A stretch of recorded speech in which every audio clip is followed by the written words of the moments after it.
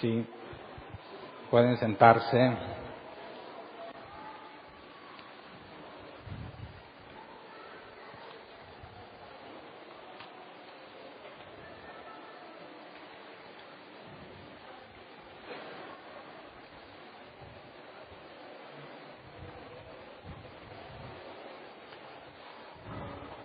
¿Cómo estamos? Yo bien descansado. ¿Ustedes?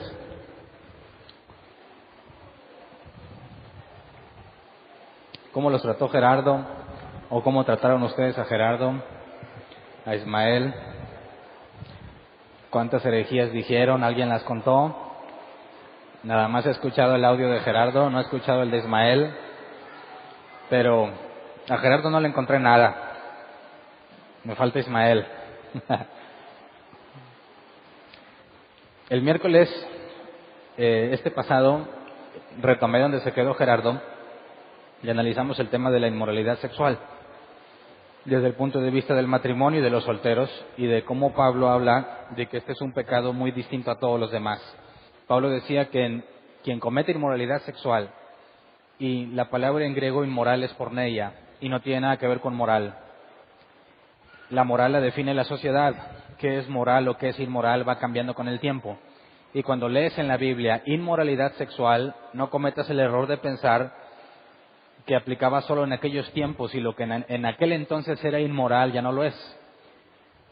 Nuestros amigos de la comunidad gay aplican ese término de la Escritura y aseguran que lo que la Escritura dice lo dijo para la gente de aquel tiempo, y como la moral ya cambió, ahora no está mal lo que antes sí estaba mal. Por eso, aunque las Biblias ponen inmoralidad sexual, las traducciones al español, la palabra griega es porneia, que se puede traducir como fornicación, y es una relación sexual fuera del lazo conyugal. Estés soltero, tienes relaciones sexuales y no estás casado, es porneia. Estás casado o casada, tienes relaciones sexuales con alguien que no es tu cónyuge, es porneia. Y Pablo decía que quien comete este pecado peca contra su propio cuerpo, y que todos los demás pecados están fuera del cuerpo. Entonces, analizamos a detalle cómo está este problema y cómo Pablo aconseja solucionarlo en el caso de los casados y en el caso de los solteros.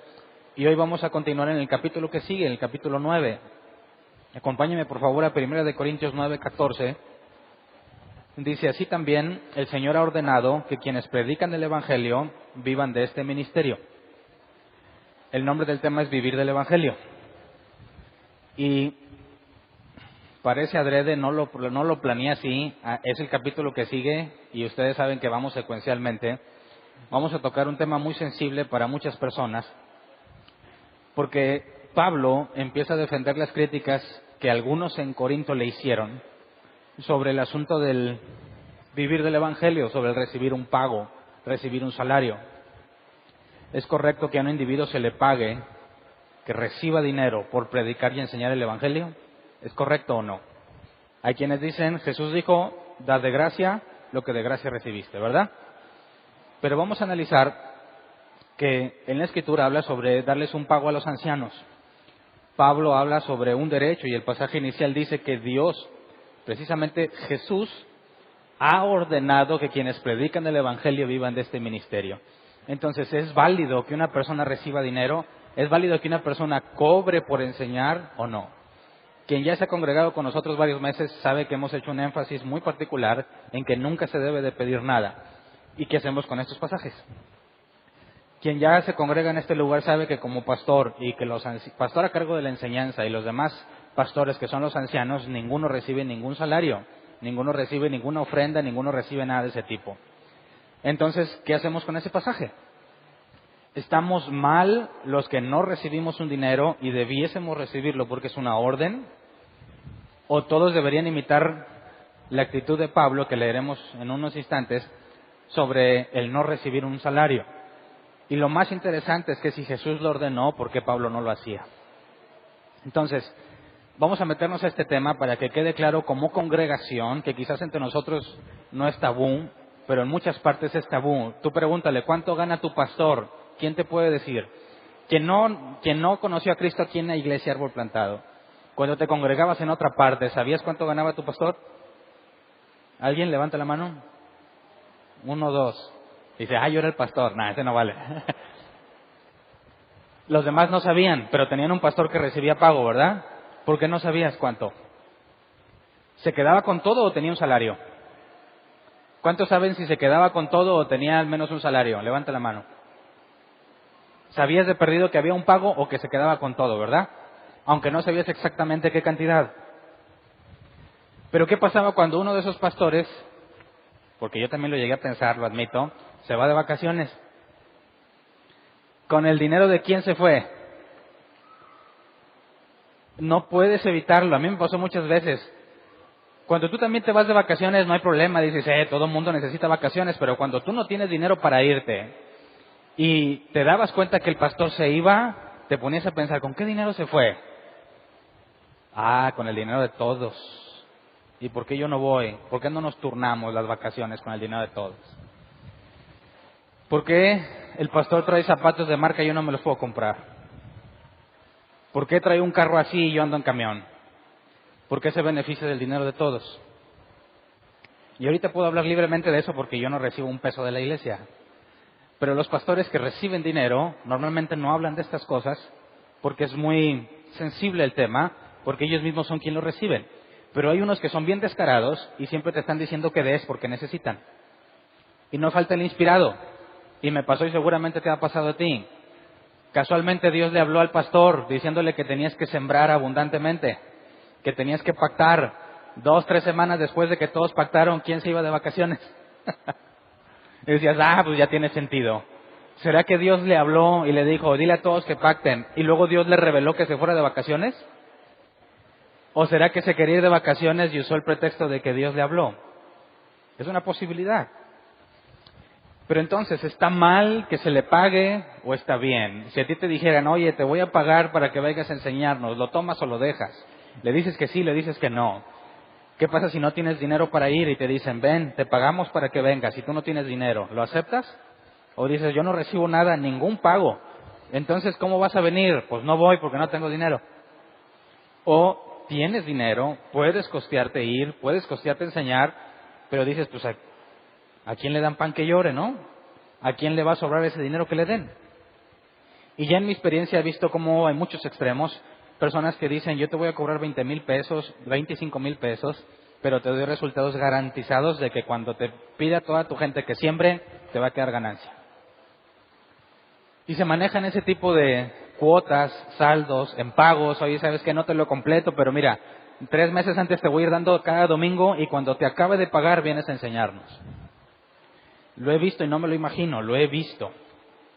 Así que es bien importante que como creyentes entendamos la perspectiva bíblica de qué onda con los pagos, qué onda con las ofrendas, no desde el punto de vista de diezmos y ofrendas, sino en cuanto a un salario que se le da a una persona y comparar las cosas que normalmente los cristianos hacen contra lo que la Escritura dice.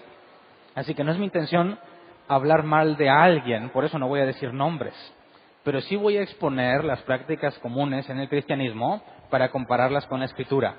Y la idea es que tú te lleves esta comparación y también en mi caso, que se haga la comparación de lo que la Escritura dice con lo que hacemos aquí en la iglesia y que te tomes una decisión en cuanto a quién está más apegado a la Escritura y cuáles son los límites en cuanto a este pasaje. Porque si es una orden que todos debemos vivir del Evangelio, si yo que predico el Evangelio, por así decirlo, tengo que obedecer esta orden, ¿qué pasa o cómo lo hubiera hecho cuando empezamos un grupito de oración en mi casa y éramos 7 personas? Contando a mi esposa y a mí. ¿Entre 5 tendrían que mantenerme? Porque es una orden de que tengo que vivir del Evangelio. Tengo que renunciar a mi trabajo si quiero ser pastor. Es posible que Dios te diga, ve a vivir del Evangelio. Pero no hay, la iglesia no genera. No te preocupes, yo los voy a prosperar para que te den. Todas estas cosas son muy comunes entre los creyentes y la idea es que hoy analicemos a detalle qué hizo Pablo y sobre todo ver esta aparente doble moral. Pablo dice que Jesús ordenó que vivan del ministerio y luego Pablo nos va a decir que él no lo hace y que se siente orgulloso. ¿Cómo es posible que se sienta orgulloso por no obedecer el mandato de Jesús? Entonces, vamos a ver 1 Corintios 9 del 1 al 6 para entender lo que Pablo nos está diciendo Y luego voy a brincarme a otras cartas, 2 Corintios, Tesalonicenses, vamos a ir a palabras de Jesús para poder tener el contexto completo de lo que Pablo enseña. Dice, versículo 1, capítulo 9, no soy libre, no soy apóstol, no he visto a Jesús nuestro Señor, no son ustedes el fruto de mi trabajo en el Señor, aunque otros no me reconozcan como apóstol, para ustedes sí lo soy, porque ustedes mismos son el sello de mi apostolado en el Señor. Pausa. Pablo deja ver que algunos no lo reconocen como apóstol. Pero, ¿cómo es posible que los cristianos de Corinto duden del apostolado de Pablo? Dice, a mí se me hace que Pablo no es apóstol. Cuando ellos conocieron de Jesús, ¿debido a quién? A Pablo, en su viaje misionero. Entonces, tienes algunos creyentes diciendo, yo dudo que Pablo sea apóstol, cuando ellos conocieron el Evangelio, debido a que Dios usó a Pablo. Entonces, Pablo dice, ustedes son el sello de mi apostolado. Si ustedes conocen a Jesús, es porque Jesús me mandó aquí. No puedes decir que dudas de mi apostolado, porque si tú eres creyente, es porque Dios me mandó acá. Así que primero dice, es un absurdo que dudes porque tú mismo eres el sello. Y luego dice el versículo 3, esta es mi defensa contra los que me critican. ¿Acaso no tenemos derecho a comer y a beber? ¿No tenemos derecho a viajar acompañados por una esposa creyente, como hacen los demás apóstoles, y Cefas, y los hermanos del Señor? ¿O es que solo Bernabé y yo estamos obligados a ganarnos la vida con otros trabajos? Así que Pablo deja ver que Pedro viajaba con una esposa creyente, ¿verdad? Entonces, si Pedro tenía que ir a algún lugar, la iglesia tenía que costar el viaje de Pedro y el de su esposa. Y los demás apóstoles también. No sé si siempre viajaban con sus esposas, pero sí se llevaban a sus esposas y era costeado por las iglesias. Entonces Pablo dice, me critican, ¿acaso no tengo derecho a comer y a beber? Y aquí obviamente no está hablando de embriagarse, ¿verdad? Sino de tener lo mínimo indispensable para vivir. Aquí hay un tema. Pedro le dijo a Jesús en uno de los evangelios que había dejado todo por causa de él. Y luego vemos que Pablo nos dice que Pedro viaja con una esposa creyente. Cuando Pedro le dijo a Jesús que había dejado todo, ¿incluía a su esposa? ¿Dejar todo era todo? Lo analizamos a detalle en los evangelios. Sabemos que Jesús sanó a la suegra de Pedro, así que Pedro estaba casado. Y luego Pedro le dice a Jesús que lo dejó todo. Y luego tenemos que Pedro viaja con una esposa creyente. Entonces, esto llega a algunos a concluir, que yo creo que tiene sentido esta idea, que cuando Pedro le dijo a Jesús que lo dejó todo, incluía a su esposa. Y que luego se volvió a casar. Y hay dos opciones, con la misma o con otra. El miércoles tocamos el tema del divorcio y las condiciones bíblicas para que el divorcio sea permitido y para que te puedas volver a casar. Y vemos que no hay ningún impedimento, que si el divorcio es correcto, bíblicamente hablando, te aconsejo que te lleves el audio del miércoles, porque no nada más es la causa del adulterio que Jesús enseñó, porque Pablo también enseñó otra, incluso en el de Viejo Testamento había otra condición. Entonces, si se lleva a cabo un divorcio con las condiciones bíblicas, no hay ningún problema para que te vuelvas a casar, dice Pablo, siempre y cuando sea en el Señor, siempre y cuando te cases con alguien creyente. Entonces es muy probable que Pedro, al decir que lo dejó todo, que en griego todo significa todo, y que después lo ves viajando con una esposa creyente, es muy probable que se haya vuelto a casar. Ahora, la palabra esposa creyente también se puede traducir como sirviente creyente.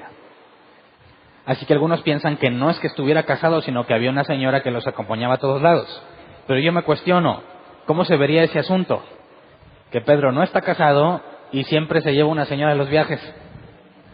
¿Qué onda, Pedro, verdad? Entonces, yo creo que por la propia defensa que va a presentar Pablo más adelante sobre el no ser tropiezo, es muy dudoso que se hayan llevado una mujer con ellos, una mujer que no está casada y cuando ellos tampoco están casados. Así que existe la posibilidad, bueno, es muy probable que se volvió a casar con la misma que tenía o con otra. Pero Pablo empieza a hacer el énfasis y es patrocinado por las iglesias.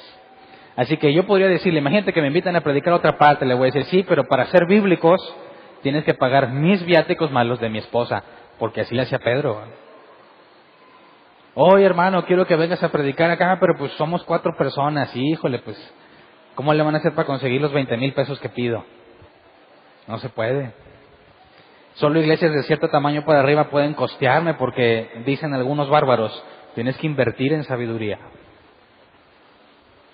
¿Quieres sabiduría en serio? Pues no te va a salir barato. Y utilizan pasajes como estos.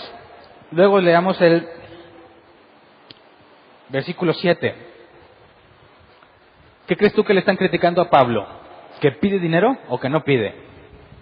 Dice versículo 7, ¿qué soldado presta servicio militar pagándose sus propios gastos? ¿Qué agricultor planta un viñedo y no come de sus uvas? ¿Qué pastor cuida de un rebaño y no toma de la leche que ordeña? No piensen que digo esto solamente desde un punto de vista humano. ¿No lo dice también la ley?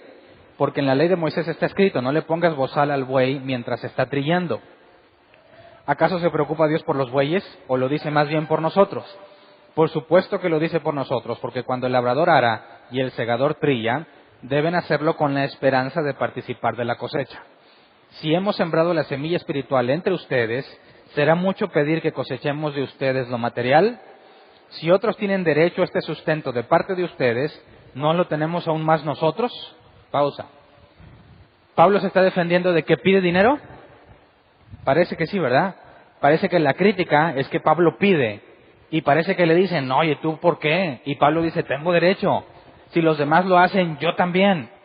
Pero lo más asombroso es que no lo critican porque pide dinero, sino porque no pide.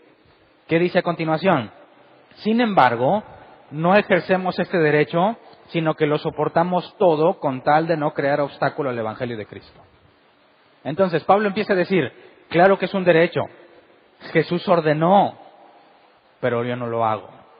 Entonces, la defensa de Pablo es, yo no recibo el dinero de ustedes. La gente lo criticaba porque no pedía dinero y los otros apóstoles sí. Qué raro, ¿no? ¿No sería más fácil que se quejaran porque pide dinero?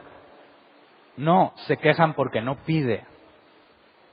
¿Te ha tocado ver algún caso así? Que la gente se pelee porque te quiere dar dinero y tú no quieres y tengas que defender por qué no quieres. Nadie se va a pelear, ¿verdad? Decir, bueno, pues que Dios te bendiga, brother. Él te sostendrá. Ahora, fíjate la actitud de los corintios. Están enojados porque no agarra dinero. ¿Cuál es el problema que destruye a muchas personas en lo individual? Yo he visto que destruye familias completas en las congregaciones. El cómo se maneja el dinero. Y el cómo se hace un pésimo uso del dinero por parte de los pastores. Todo está a su nombre, y lo digo por experiencia. Lo he visto, no estoy inventándolo. Auditorio, carros, casas, terrenos, muebles, todo está a su nombre. Todo está a su nombre. Todo lo que ingresa a la iglesia es de él. Y él decide qué destina a la congregación. Es derecho de la persona que está predicando. Es su derecho quedarse con todo lo que ustedes ofrenden. ¿Cómo te sentirías si yo te digo, todo lo que traes es mío? Porque dice la Biblia y que Jesús dijo que yo debo vivir del Evangelio. Así que mientras más seamos mejor, ¿no? Y voy a poner un énfasis en los nuevos. Trae más nuevos, todos los que puedas. No te atrevas a venir si no trajiste a alguien nuevo. ¿Por qué? ¿Por amor a las almas? ¿O porque tengo que conseguir más presupuesto? ¿Entiendes la posición difícil? Imagínate, yo tengo 3 niños. Imagínate que los quiero tener en colegio privado. Y ustedes no ofrendan. ¿Cómo le hago? ¿Cómo le hago? Pues se inventan cosas como que, mira, tú tienes que traer el diezmo. Pero eso nada más es la semilla. ¿Verdad? Tienes que ponerla en la tierra. Yo soy buena tierra. Entonces vienes y me traes tu semilla, que es el diezmo. Entonces yo que soy la tierra y que soy buena tierra, no te aconsejo que te vayas a mala tierra, porque hay tierras muy malas. Aquí te garantizo, yo soy buena tierra, tráeme tu diezmo, pero no va a crecer si no le echas agüita. Aquí está tu semilla, yo soy muy buena tierra, pero si no le echas agua, no crece. Así que las ofrendas son el agua. Entonces, si tú me traes diezmo nada más, no te va a servir. Si tú nada más traes ofrenda, pues vas a tener un agua enlodada, pero sin semilla. La única clave para que tengas fruto en abundancia es que le eches mucha agua al diezmo, mucha ofrenda a tus diezmos. ¿Por qué tanto énfasis en el dinero? ¿Por qué se acumula tanto dinero? ¿Cómo es que se embellecen tanto los auditorios y al mismo tiempo hay gente muy pobre en las congregaciones? ¿Por qué la iglesia primitiva repartía entre las viudas y los huérfanos y las iglesias de hoy no? ¿A dónde se va todo ese dinero? Normalmente al bolsillo de los pastores. Y si creen en coberturas, lo tengo que decir, si creen en coberturas, ¿qué tienes que hacer cuando te dan cobertura? Reportarle el 10% de lo que ganas. Así que se queda en el bolsillo del pastor y él dice, yo honro mi cobertura, y le pasa el 10% al de arriba. Y si el de arriba tiene cobertura,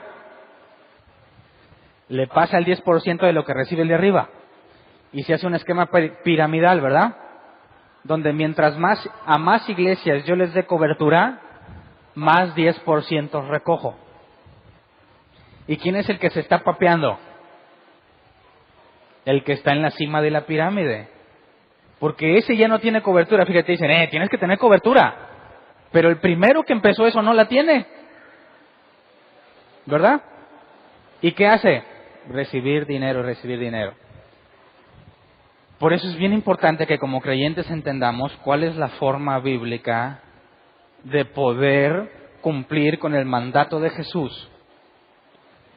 Estés donde estés, te congregues donde te congregues, llegará el día en que Dios te va a decir, ponte a servir. Y si te llama la enseñanza o te llama el pastorado, ¿qué vas a hacer cuando te empiecen a tocar el tema del dinero? ¿Lo aceptas o no lo aceptas? ¿Qué tanto aceptas o qué tanto no? Entonces, Pablo se defiende. Sí, es un derecho. Si se siembra lo espiritual, si conoces y aprendes de Dios, que es lo más valioso que puedes tener, ¿está mal que te quite algo material? ¿Está mal que de lo material me des? No se compara lo material con lo espiritual. Así que Pablo reconoce, y yo también lo reconozco porque es bíblico. No tiene nada de malo que un pastor, llámese anciano, porque los ancianos son pastores, si se les otorga un dinero, no tiene nada de malo, siempre y cuando cumpla con las condiciones que vamos a analizar. Si no recibe dinero, ¿está quebrantando el mandato de Jesús o no? Pablo dice, vamos a leer el versículo 13 al 15. ¿No saben que los que sirven en el templo reciben su alimento del templo y que los que atienden el altar participan de lo que se ofrece en el altar? Eso hace referencia al templo del Viejo Testamento, donde los sacerdotes comían de las ofrendas y se quedaban con los diezmos. Así también el Señor ha ordenado que quienes predican el Evangelio vivan de este ministerio. Pero no me he aprovechado de ninguno de estos derechos, ni escribo de esta manera porque quiera reclamarlos. Prefiero morir a que alguien me prive de este motivo de orgullo. Y aquí tenemos el problema, ¿no? Jesús mandó que viva del ministerio y Pablo dice que prefiere morirse antes que hacer lo que dijo Jesús. ¿Verdad? Prefiero morir a que alguien me prive de este motivo de orgullo. ¿Cuál es este motivo de orgullo? Que no aprovecha los derechos. Entonces, ¿por qué razón Pablo se sentiría orgulloso de no obedecer a Jesús? ¿Verdad? Entonces, la palabra orgullo, quisiera que la analizáramos, es kaukema, que se traduce como alarde o jactancia, y puede ser en sentido positivo o en sentido negativo. Y kaukema viene de kaukomai, que se traduce como vivir con la frente muy en alto. Entonces Pablo dice, yo tengo la frente muy en alto porque no hago uso de ese derecho, aunque Jesús lo mandó. ¿Qué hace que Pablo tenga la frente en alto en sentido positivo, verdad? Al mismo tiempo que desobedece a Jesús. Más bien, la pregunta sería, ¿lo desobedece o no? Porque si leemos con detalle, Pablo lo que le dice a los corintios no es lo mismo que vamos a leer que le dice a los filipenses. El mensaje de este asunto sobre el dinero no es igual para los corintios que para filipenses.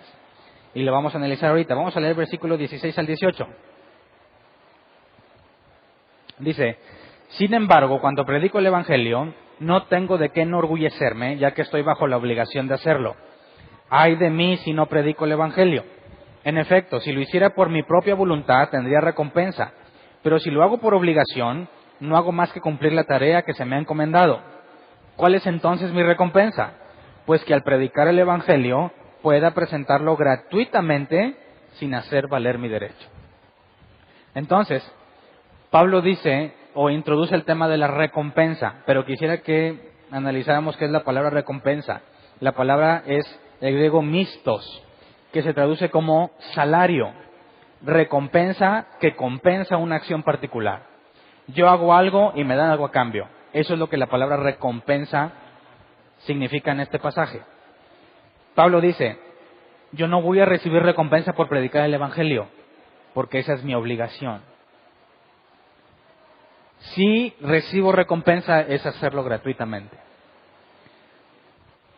¿Cómo entonces Jesús ordena que vivas del ministerio? Pablo dice que eso no le va a traer recompensa. Pero en Mateo Jesús dijo que el obrero tiene derecho a su salario. Pablo dice, no así. Yo recibiré mi salario o mi recompensa cuando lo presente gratuitamente. Entonces necesitamos entender a qué se refiere Pablo para poder imitarlo, ¿no? Vamos a Mateo 10, 8 al 10 para ver qué es lo que ordenó Jesús. Pablo dice que Jesús ordenó que se viviera del ministerio, el que predica el Evangelio. Entonces analicemos lo que Jesús dice y analicemos lo que Pablo dice para resolver este dilema y sobre todo para saber cómo aplicarlo. Dice Mateo 10, 8 al 10, sanen a los enfermos, resuciten a los muertos, limpien de su enfermedad a los que tienen lepra, expulsen a los demonios. Lo que ustedes recibieron gratis, denlo gratuitamente. No lleven oro, ni plata, ni cobre en el cinturón, ni bolsa para el camino, ni 2 mudas de ropa, ni sandalias, ni bastón, porque el trabajador merece que se le dé su sustento. Entonces, cuando Dios te manda a hacer algo, ¿te da primero la provisión para hacerla o la provisión llega después? Imagínate que Dios te dice, vas a empezar una iglesia. ¿Qué esperarías para empezar? Algunos dirán, bueno, ¿y quién va a predicar? ¿Y quién va a tocar? ¿Y dónde nos vamos a reunir? ¿Y las sillas? ¿Y los micrófonos? ¿Y las bocinas? ¿Sabes qué? Como no tengo nada de eso, vamos a esperar. Todavía no es el tiempo de Dios. Hasta que tengamos las cosas empezamos. ¿Qué es lo que dice aquí Jesús? Ve, no te lleves nada. Tienes derecho a un salario. Así que nunca va a ser una señal la provisión, nunca va a ser una señal para empezar algo. ¿Verdad? El que no tengas el dinero suficiente, cuando Dios te manda a algún lugar, nunca va a ser señal de que no debas de hacerlo. La orden es, ve y no te lleves extra, no te preocupes por eso. Tienes derecho a tu salario. ¿Qué tan bueno será ese salario? ¿Cómo le iba a Pablo? En escasez y en abundancia, todo lo puedo en Cristo que me fortalece. Entonces, ¿es un sueldo constante? No. A veces no vas a tener como quisieras y a veces vas a tener de sobra. Pero la promesa es que no te va a faltar. Así que, fíjate bien, si alguien asegura que Dios lo llamó a algo, ¿en qué debe confiar? En que no tiene por qué preocuparse de lo material. ¿Verdad? Me voy sin nada que me acolchone, sin un guardadito. ¿Por qué? Porque mi confianza no está en el guardadito. Mi confianza está en el que me envía. Pero aquí es donde se complica, porque los pastores dicen, Dios me mandó y entonces tienes que sostenerme. Pero es más bien al revés, ¿no? Si Dios te mandó, Él te va a sostener.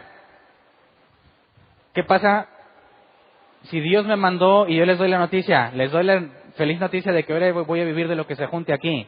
¿Eso te pone feliz o te pone triste?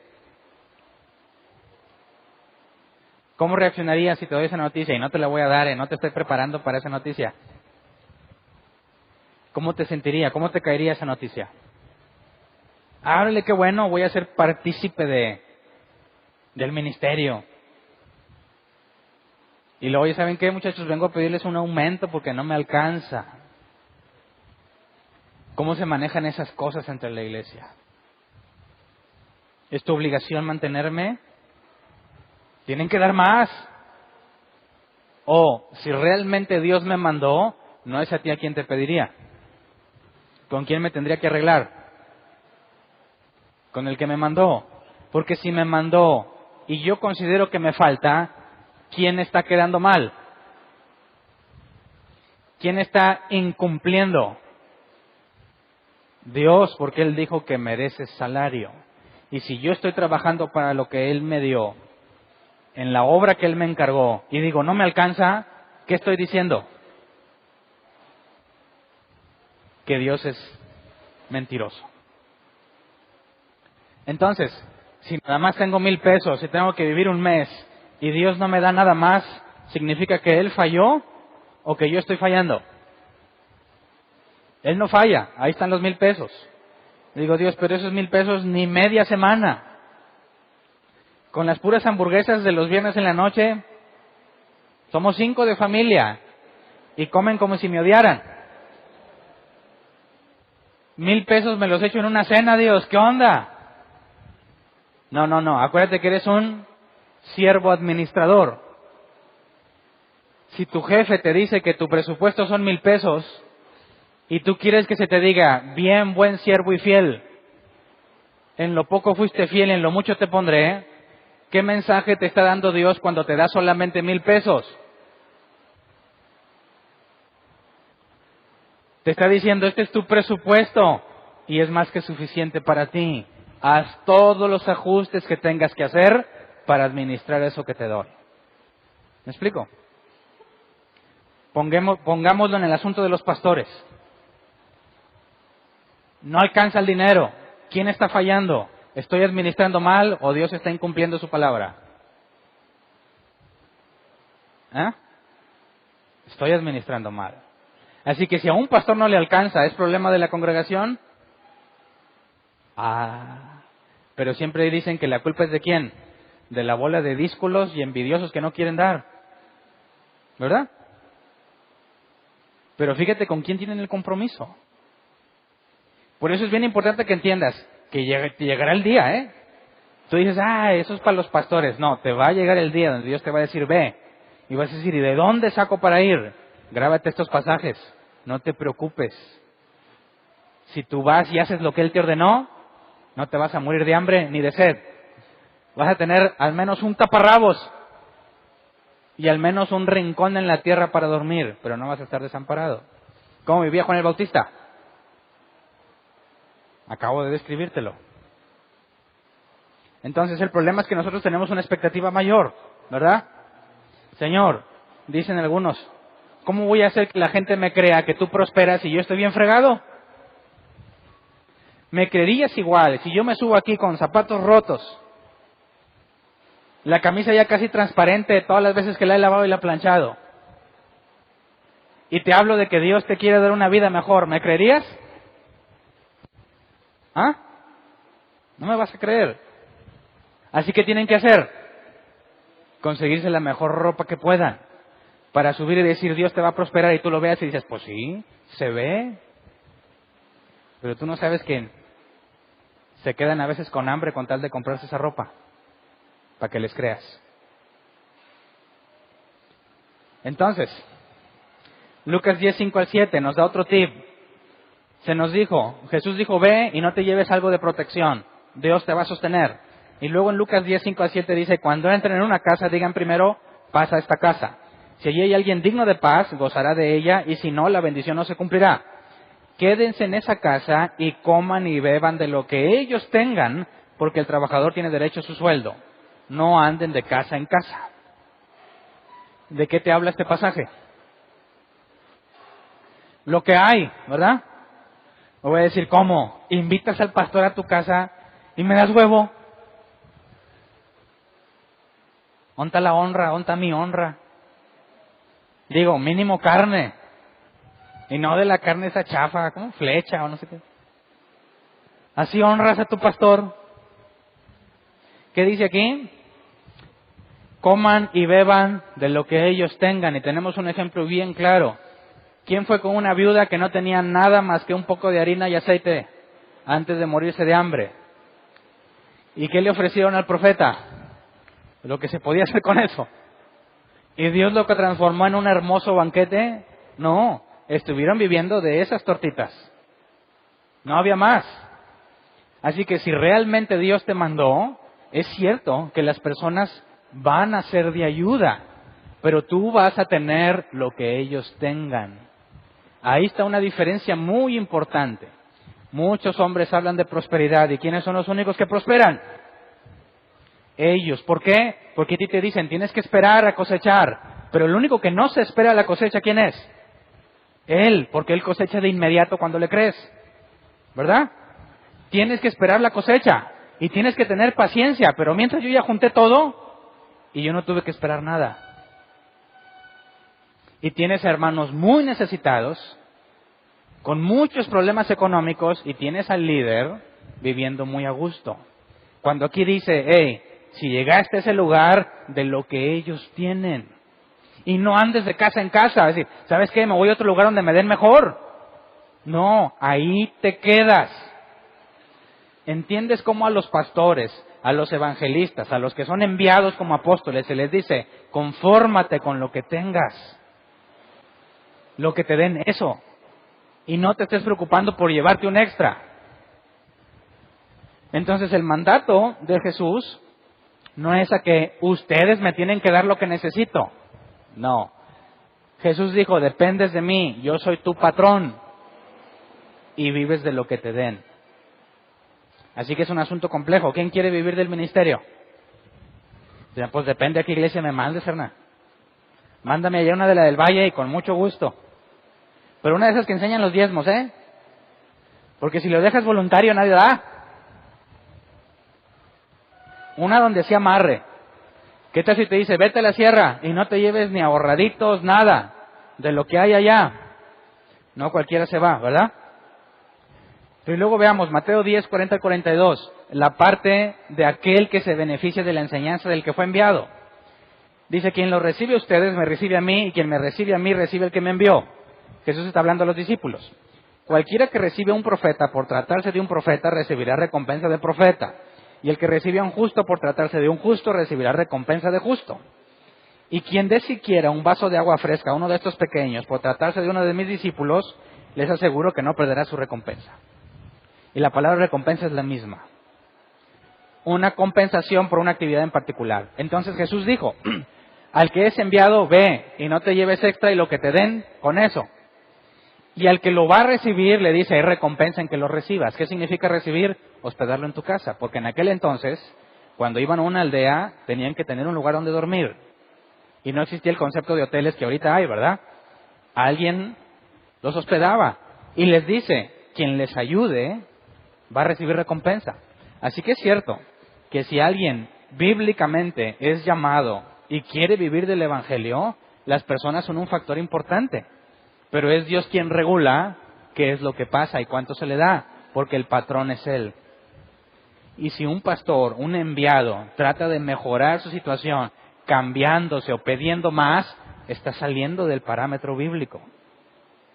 Está dejando de confiar en el patrón y está buscando sacar algo por su cuenta. Y eso ya es una falta de fe, ¿no crees? Entonces,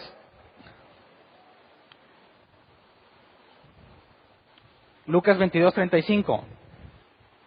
Jesús, despidiéndose de los discípulos, les pregunta esto. Luego Jesús dijo a todos, cuando los envíe ustedes sin monedero, ni bolsa, ni sandalias, ¿acaso les faltó algo?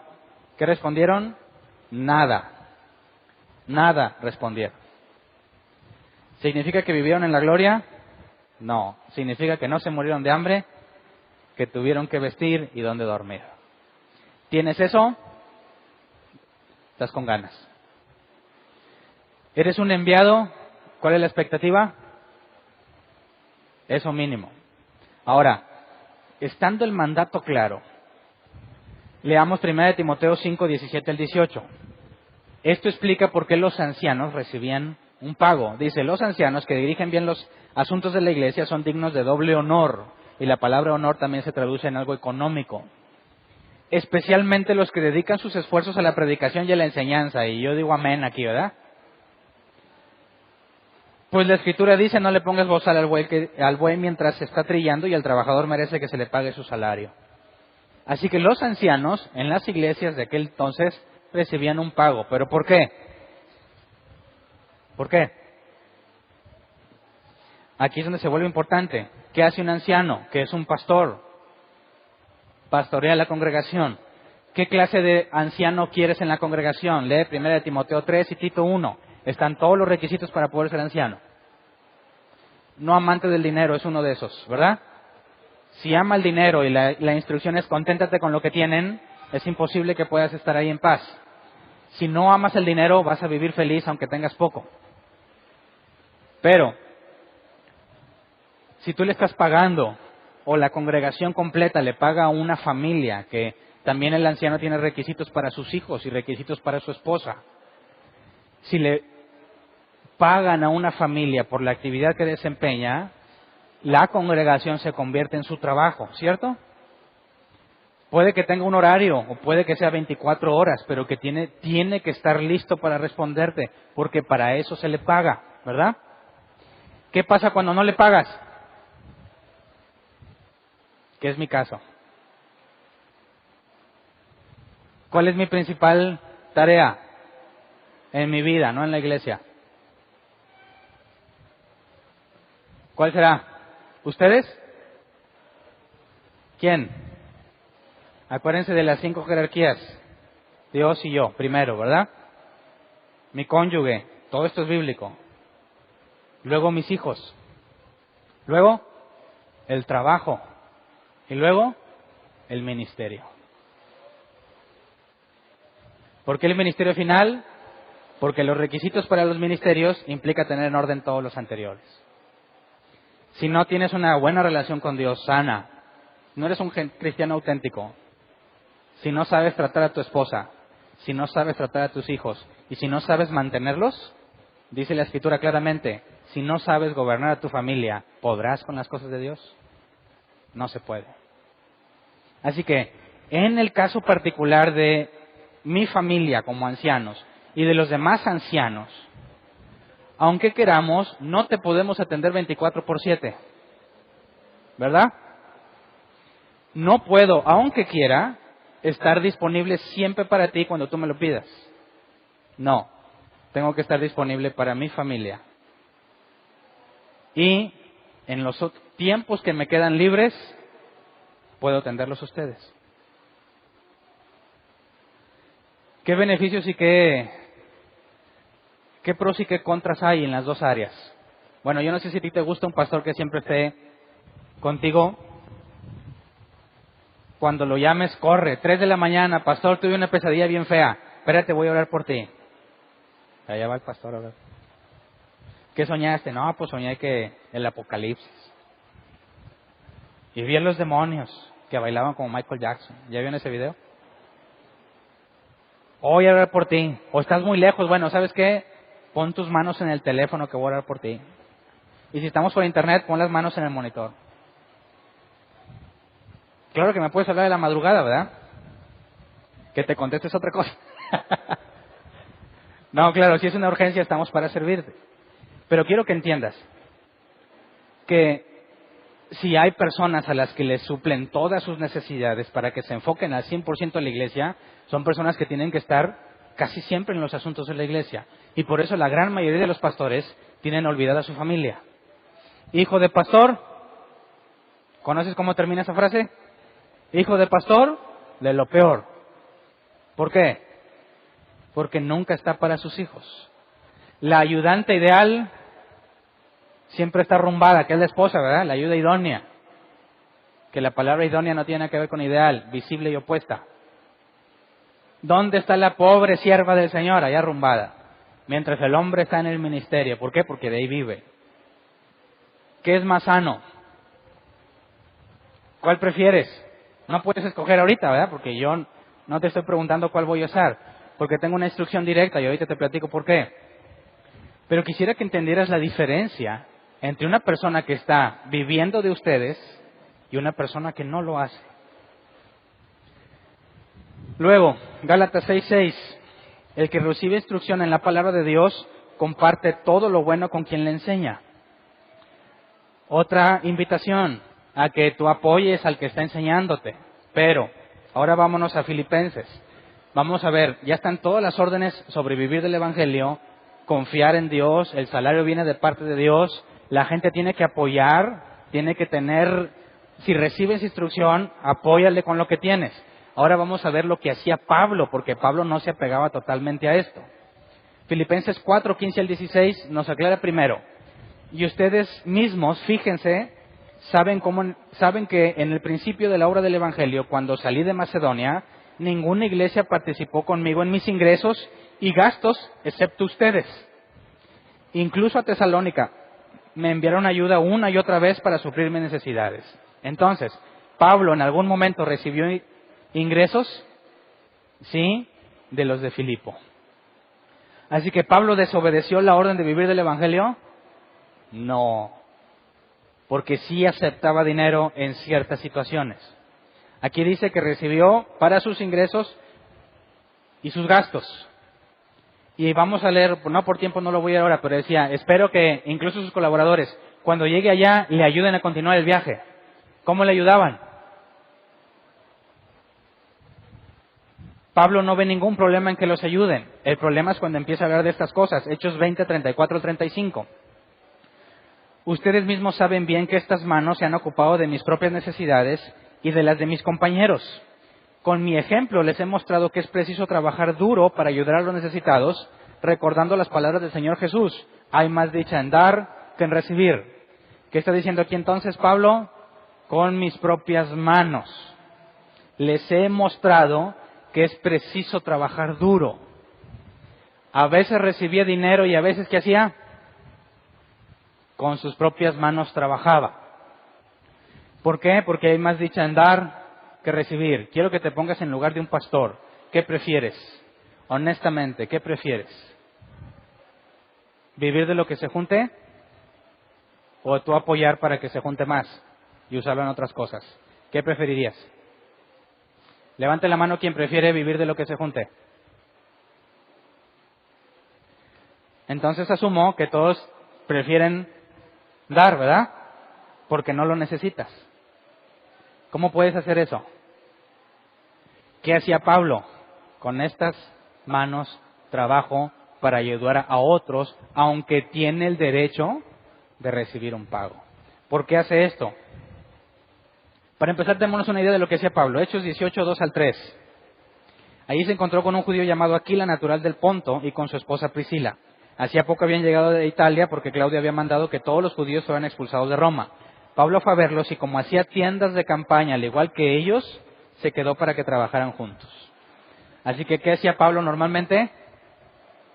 Vendían tiendas de campaña. No sé si trabajaban para alguien o ellos mismos compraban los materiales y las vendían por su cuenta. Pero es muy probable que lo hicieran por su cuenta. Tenía su negocito, ¿no?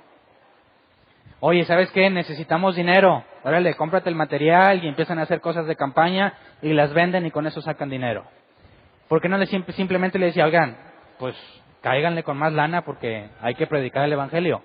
No, fíjate, 1 Tesalonicenses 2, 6 al 9.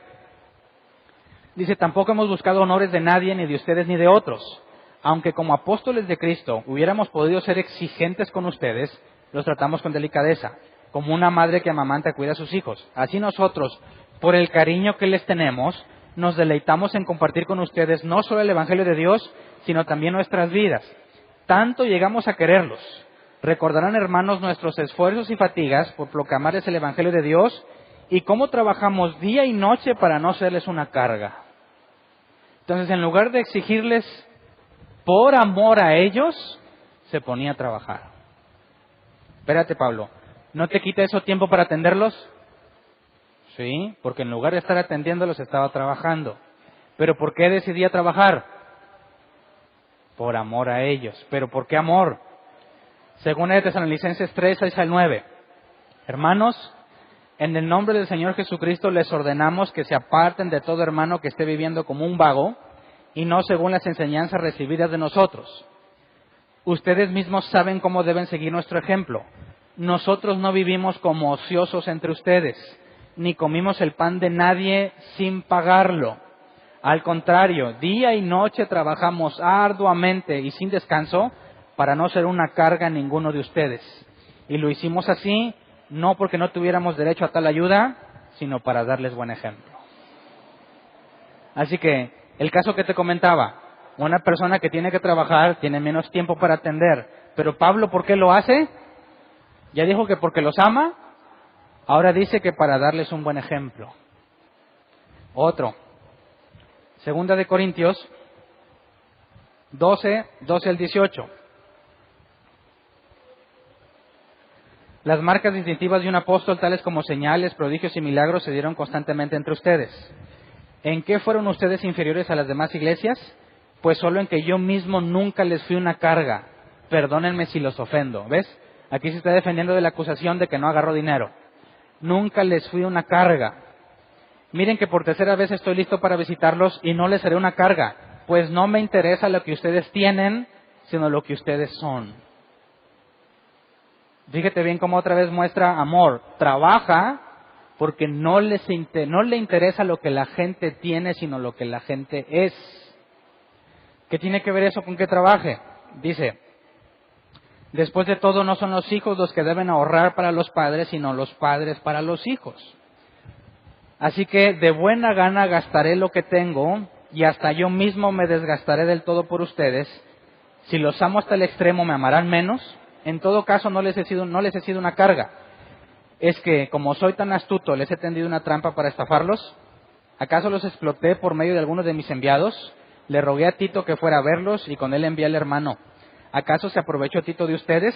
¿No procedimos los dos con el mismo espíritu y seguimos el mismo camino? Entonces vemos que no nada más Pablo no pedía dinero, sino que también sus colaboradores. Pero quiero que veas esto. Está enfocado en el bien de las personas. Parece contraproducente, ¿no? Tener un pastor que siempre está ahí parece que es lo mejor. Pero ¿qué hace Pablo? Lo contrario. Y asegura que es por amor, que es por un buen ejemplo y que es por no serles una carga. Pero aún no llegamos al punto crucial. ¿Qué es este? Segunda de Corintios 11, 7 al 15. Dice, es que cometí un pecado al humillarme yo para enaltecerlos a ustedes, predicándoles el Evangelio de Dios gratuitamente. De hecho, despojé a otras iglesias al recibir de ellas ayuda para servirles a ustedes. Cuando estuve entre ustedes y necesité algo, no fui una carga para nadie, ya que los hermanos que llegaron de Macedonia suplieron mis necesidades. He evitado hacerles una carga en cualquier sentido y seguiré evitándolo. Es tan cierto que la verdad de Cristo está en mí, como los que nadie en las regiones de Acaya podrá privarme de este motivo de orgullo. ¿Por qué? ¿Por qué no los amo?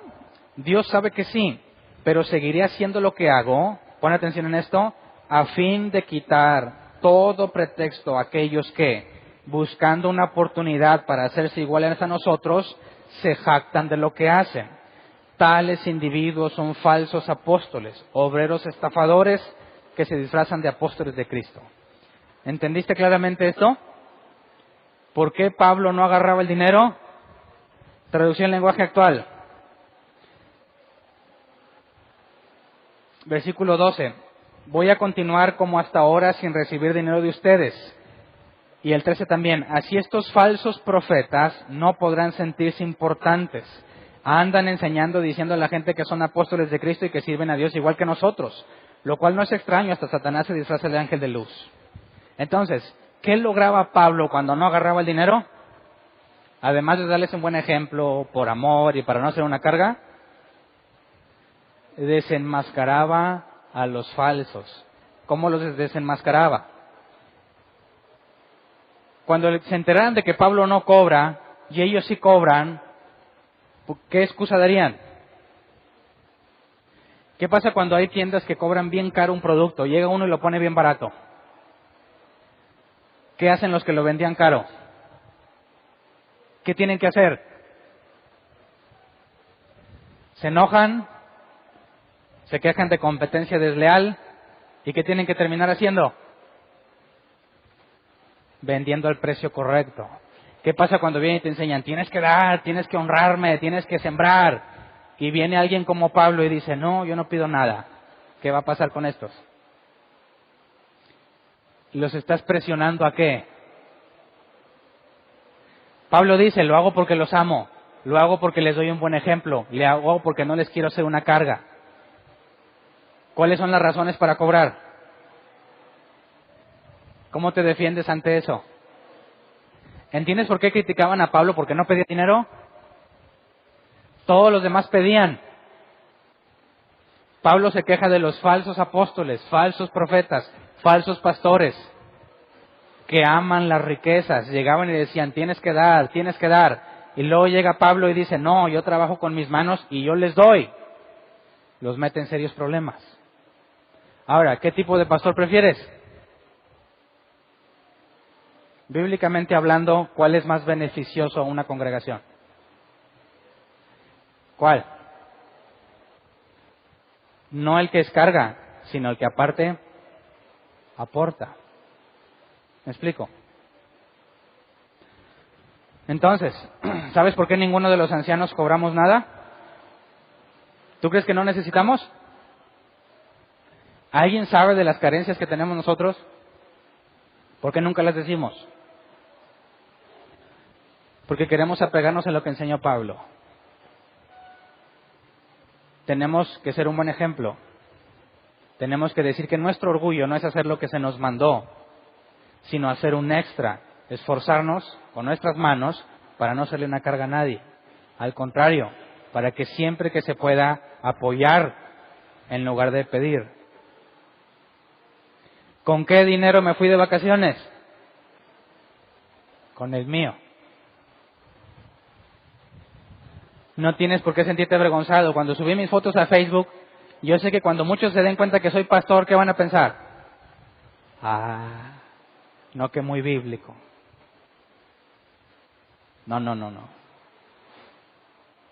Trabajamos duro los ancianos para sostener cada quien a su familia. ¿Y qué crees? Cuando tú te toque empezar a servir, ¿qué es lo que te vamos a pedir? ¿Qué crees que te vamos a pedir? ¿Te vamos a preguntar cuánto quieres ganar? ¿Te vamos a preguntar con cuánto presupuesto lo haces? No, te vamos a decir, trabájele para cumplir con lo que Dios le encomendó y ayudar a los demás. ¿Estás de acuerdo? ¿Te parece la más correcta? No está mal que alguien quiera vivir del Evangelio, pero hay que checarle que realmente lo haga, ¿verdad? Que realmente tenga los requisitos y que realmente sea un buen ejemplo a pesar de que es una carga a la iglesia. Pero aún la recomendación de Pablo es, aunque tienes el derecho, no lo uses. Mantén la frente en alto, sobre todo en nuestros tiempos. ¿Cuál es el principal problema de las iglesias que piden dinero? ¿Qué se hace con el dinero? ¿Qué hacen los pastores con el dinero? Créeme que se siente bien chido no tener ese problema. Y te lo recomiendo. Si algún día te invitan a predicar, ¿qué les vas a decir? ¿Sabes qué te dicen luego cuando te invitan a predicar? ¿A alguien lo han invitado? ¿Qué es lo primero que le preguntan?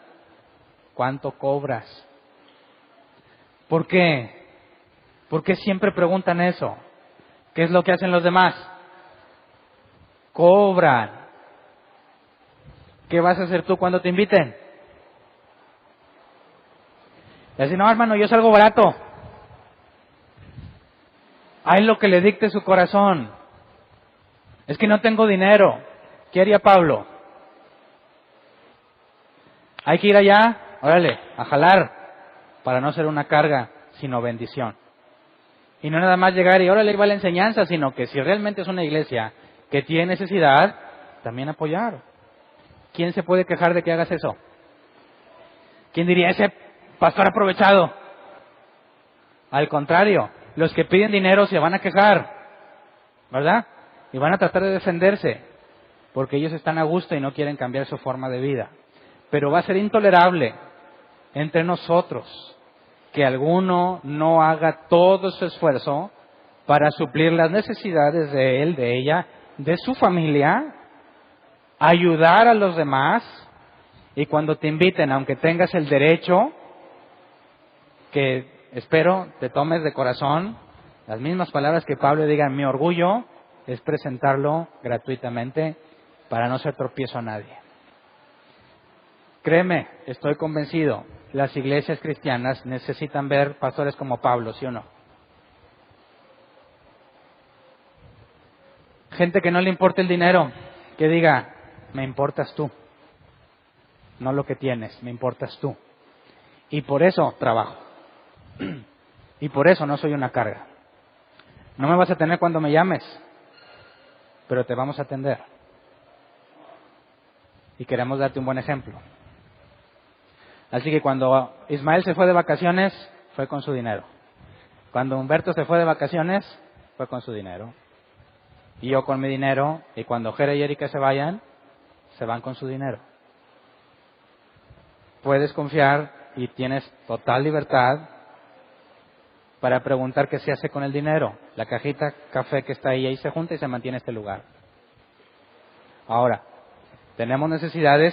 Sí. ¿Cómo se siente el calorcito? Y todavía no llega el mero mes bueno del calor, ¿verdad? ¿Qué vamos a hacer con ese calorón?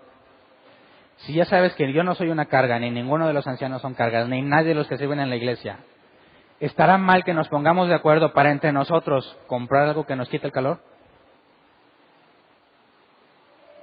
¿Lo hacemos para embellecer el lugar, para sobrevivir? Porque el calor se pone muy duro. ¿Quién estuvo aquí el año pasado en verano? ¿Cuántos kilos bajaste? Nomás viniendo a las reuniones. Es a extremo. Entonces, puedo hablar con libertad. Puedo decirles: hay que juntar dinero para nuestro propio beneficio, para poder estar mínimo no luchando con el sueño porque te da calor y te da mucho sueño. Mínimo, no digo que todo climatizado bien chido, hasta donde queramos nosotros y hasta donde podamos, vamos a solucionar ese problema. Pero por favor, siempre queden claro y no desaproveches toda oportunidad que se presente cuando se toque un tema de dineros. No te ocultes, no digas cada quien sus cosas, di, sí, hay pastores, hay evangelistas que pueden recibir un ingreso, pero Pablo enseñó que es mejor dar que recibir, tal como Jesús lo dijo. Y que tú hagas y sigas ese ejemplo. Y que aunque estés bien desvelado, bien cansado, flaco, ojeroso, esa es otra canción ahí, con ilusiones, vas a decir: no permitiré que nadie me quite este orgullo. Trabajar con mis propias manos para ayudar a los demás y no ser una carga. Entonces vamos a ponernos de pie. Si alguien estaba pensando que un día va a ser pastor de una iglesiota y va a vivir con ganas, va a tener su trocón y su casota, te invito a que lo reconsideres. Y que en lugar de buscar tu superación económica, busques que haya igualdad entre todos. Seamos una iglesia que se muestra amor ágape.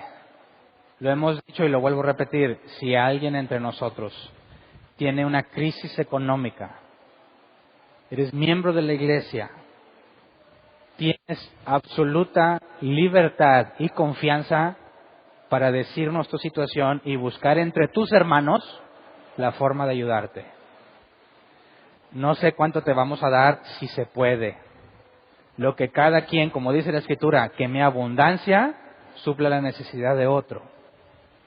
Pero si alguien entre nosotros tiene una crisis financiera grave y no dice nada a sus hermanos, estás en pecado.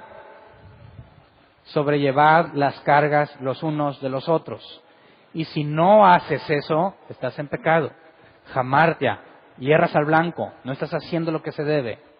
No es vergüenza tener una crisis económica. Pablo se enorgullecía de soportarlas. Vergüenza es que no seas lo suficientemente bíblico para como acudir a tus hermanos. ¿Me explico? Entonces oremos. Si tú conoces a una persona que está en una crisis grave y no se anima a decir, también hay una responsabilidad individual. Dice: no le digas Dios te bendiga si tienes con qué bendecirlo. Oremos para que seamos una iglesia bíblica, que ninguno de nosotros esté buscando cómo vivir de los demás, sino que cada uno nos esforcemos por ayudar a los demás. Vamos a orar. Señor, concédenos la gracia, concédenos la sabiduría, concédenos permanecer firmes, aunque esté muy difícil la situación, aunque requiera doble, triple esfuerzo. Concédenos la gracia que le concediste a Pablo. Concédenos entender, tener la madurez que él tenía, para que a pesar de lo difícil que esté la situación, siempre sepamos trabajar lo más arduo posible para suplir nuestras necesidades y las de otros. Concédenos, Señor, nunca ser una carga para ninguna iglesia, ninguna congregación, ni esta ni ninguna donde nos inviten. Concédenos también la humildad para saber pedir ayuda cuando la necesitemos. Concédenos hombres llenos de tu Espíritu Santo con el mismo sentir de Pablo. Concédenos poder dar el ejemplo que Pablo dio y hacer lo mismo que él hacía, por amor, por dar un buen ejemplo, para no ser una carga y para exponer a los falsos. Sostenerse cada quien con la obra de sus manos, con el trabajo de sus manos, confiando en que si llega a presentarse el momento en el que no hay, así como Pablo en algunas situaciones recibió ayuda, también danos la humildad, Señor, de que si tú has puesto el medio y nos has cerrado todas las puertas y no hay nada que podamos hacer para salir adelante por nuestros propios medios, concédenos la humildad para reconocer que como miembros de la Iglesia, como hermanos en Cristo, también tú has destinado el medio en beneficiarnos unos a otros para que la abundancia de uno supla la necesidad de otro, Señor. Te pedimos más bien que estemos en abundancia para ayudar a todos, pero sabemos que aún en escasez y en abundancia todo lo podemos en ti, que nos fortaleces. Enséñanos a ver la necesidad del otro. Si no se anima a decir, Señor, con el don de profecía, con el don de discernimiento, ayúdanos a poder entender, percibir y detectar la necesidad y ser de bendición siempre que podamos, Señor. Que nunca dejemos a alguien con las manos vacías cuando teníamos que dar. Enséñanos que es más bienaventurado dar que recibir y que ninguno de nosotros esté como vago u ocioso, beneficiándose de otros, sino que podamos ser buen ejemplo, Señor, por amor entre nosotros. Te pedimos que siempre que sea posible y cuando envíes fuera a algunos de los que estamos aquí, si es tu voluntad empezar a repartirnos por más lugares, que se pueda preservar la enseñanza que vemos en las Escrituras, como los colaboradores de Pablo la seguían, imitándolo.